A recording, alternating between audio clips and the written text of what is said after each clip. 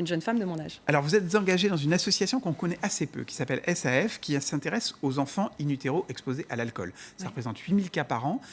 Pourquoi cette association, qui finalement est assez peu connue? On en a parlé il y a quelques jours avec le docteur Kierzek, parce que c'est devenu un petit peu au devant de l'actualité. Il y a une campagne. Il y a le Safton qui est lancé. organisé ce week-end pour récolter des dons, pour aider justement à la prévention. On voit en ce moment le clip qui c'est extrêmement important. Déjà parce que je suis une maman.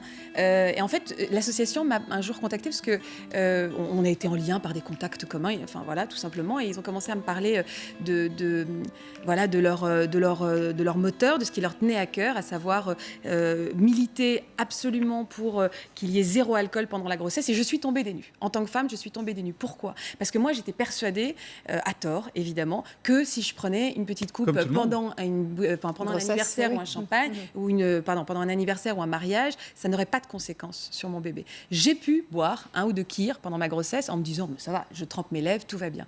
Et en fait, je suis tombée des nues en découvrant qu'il pouvait avoir un lien direct entre plus de 400 pathologies qu'on a reconnues chez des enfants et une consommation ultra modérée. C'est-à-dire qu'on avait tendance à croire que le syndrome d'alcoolisation fœtale concernait que des femmes alcooliques ou qui étaient vraiment dans des cas extrêmement rares. Il y a un vrai tabou en plus autour de l'alcoolisme en France. Donc c'était quelque chose dont on ne parle absolument pas. Et j'ai vu qu'en fait, non, toutes les femmes sont concernées. Et aujourd'hui, les médecins ne sont absolument pas formés pour faire le lien entre des troubles du développement, des troubles du langage, des troubles de la mémoire et un problème d'alcoolisation fœtale.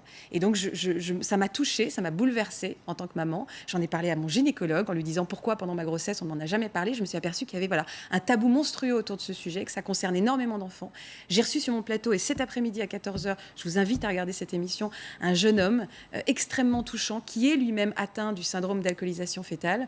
Et il y a des stigmates physiques fortes. Il vient en parler avec toute l'humanité du monde. Il va nous expliquer son parcours du combattant avec ses parents pour faire diagnostiquer, pour se faire accompagner.